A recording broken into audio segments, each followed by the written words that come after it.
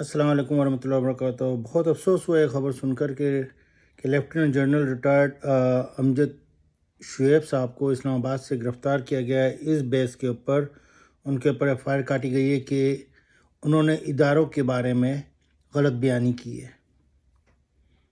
अच्छा जी, तो मेरी गुजारिश आर्मी चीफ से है कि जनाब आप किधर सोए हुए हैं कि आपको बाकी लोग नहीं दिख रहे हैं कि वो जो है जजेस और आर्मी के ऊपर और इदारों के ऊपर खुल्लम खुल्ला गाली दे रही है मरीम नवाज़ और उसकी पार्टी वाले, और उनका जो है कोई ना कोर्ट ना ही कोई आर्मी इदारा या कोई और इदारा एक्शन ले रहा है, बल्कि सिर्फ उनके ऊपर एफ़आईआर काट के लोगों के ऊपर जो मरीम नवाज़ की पार्टी या पीडीएम की पार्टी से अलग हैं खाली उनको उठाया जा रहा है। बहुत ही शर्म की बात है। और मैं आपको इस वीडियो में कह रहा हूँ कि अगर इस वक्त अगर आर्मी ने अब एक्शन नहीं लिया तो खुदा की कसम ला इलाहा इल्लल्लाह मोहम्मद रसूलुल्लाह, मैं खुद आर्मी को लानत दूंगा अपनी। मेरा भाई खुद शहीद हुआ है कारगिल पर सियाचिन से आने के बाद, मगर मैं खुद आर्मी को लानत दूंगा क्योंकि ये जनरल जितने भी बैठे हुए हैं सब बेगैरत हैं। ये मुल्क को डुबाने के ऊपर बैठे हुए हैं, ये दूसरों के एजेंटों पे काम कर रहे हैं, ये खुद हराम खा रहे हैं, अपनी बच्चों को अपनी आने वाली नस्लों को हराम खिला रहे हैं क्योंकि खुद बेगैरत हैं। फिर का लफ्ज़ इस्तेमाल करा है मैंने। अब इसको ये मत बोल दिएगा कि मैंने अभी आपको बोल दिया है, क्योंकि आप लोगों को अपनी अना बहुत प्यारी है कि जनाब हमको ये क्यों बोला गया। अरे शर्म करो लानतियों, बेगैरतों, पाकिस्तान को लूटने वालों, जो भी हो, तुम कुत्ते की औलाद से भी बदतर हो। तुम लोगों को शर्म नहीं आ रही कि तुम मुसलमान मुल्क में मुसलमान की मासूम बच्चियां इस वक्त अपनी इज्जत टके टके पे बेचकर अपने घर में अपने भाई बहनों को, अपने बूढ़े माँ बाप को के पेट भर रहे हैं वो लोग।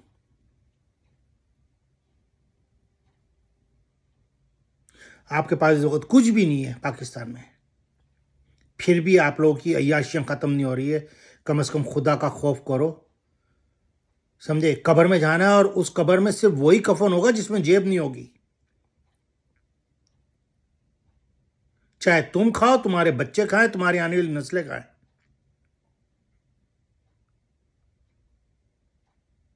खुदा के लिए कुछ खौफ करो और पाकिस्तान की भागदौड़ को संभालो। मैं आर्मी से कह रहा हूं कि इस मरीम नवाज को और इसकी पार्टी को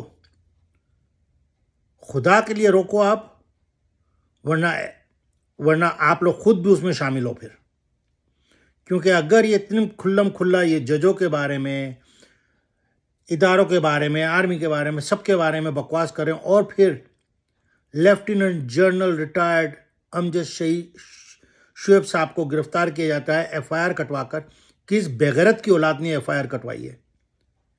मुझे लगता है ना तो उसको अपने बाप का पता है, ना ही उसको अपनी माँ का पता है किस माँ से वो पैदा हुआ है। मुझे लगता है कि ये नून लीग वाले जो हैं सारे के सारे वक्त जो भर्ती हुए हैं, सब ऐसा लगता है मुझे कि ये हीरा मंडी की पैदाइश है। हीरा मंडी में भी जो तवाइफ होती है ना, जो पैदा करती है, उसको पता होता है कि उसका बच्चा कौन है, क्या है। वो प्यार से पालती है, चाहे उसको मालूम है कि उसका बाप कोई भी हो, मगर वो अपने बच्चे को पालती है। इन कुत्ते नून लीग वालों का कुछ पता नहीं है कि इनकी माँ कौन है, इनका बाप कौन है। और ये हराम की जनी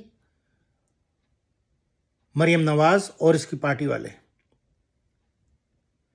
ये बेगैरत की औलाद है, बेगैरत की।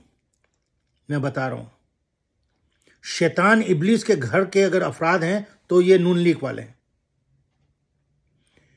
इनको ना मैं मुसलमान बोलूंगा, ना क्रिश्चियन बोलूंगा, ना यहूदी बोलूंगा, ना हिंदू बोलूंगा, ना चाइनीज बोलूंगा, क्योंकि हर एक के पास अपना खुदा, अपना मजहब मौजूद है।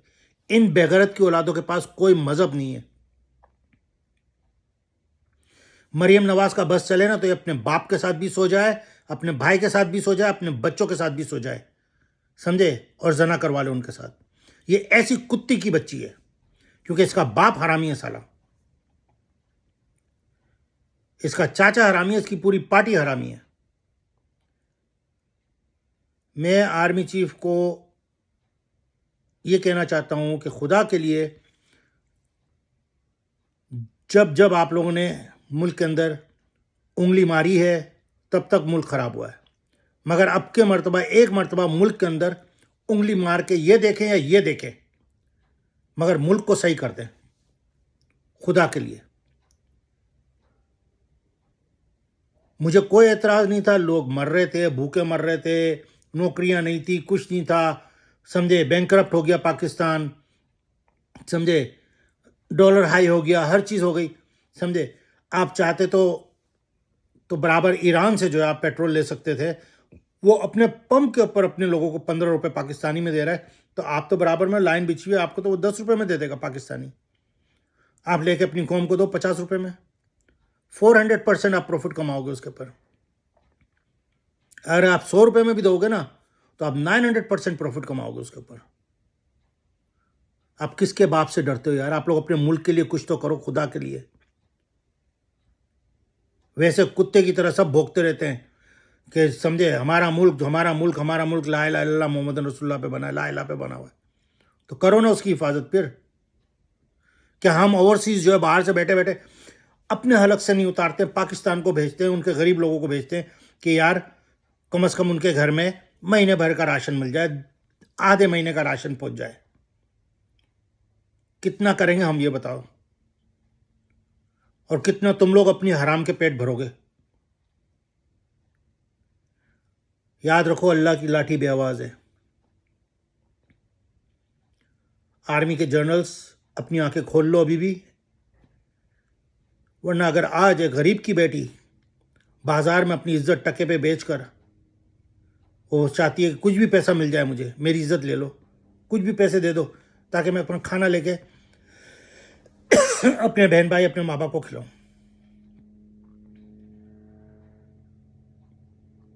संभाल लो पाकिस्तान को, और मैं देखता हूं कि कितने दिन तक आप लोग करते हो ये सब कुछ। वरना याद रखो कि मैंने जिस तरह से बोला है, मैं उसी तरह से आर्मी को फिर कॉल करूंगा, उसी तरह से इज्जत दूंगा आर्मी को जो मैंने बोला है लफ्ज़। शुक्र है खुदा का कि मेरा भाई शहीद हो गया बहुत पहले,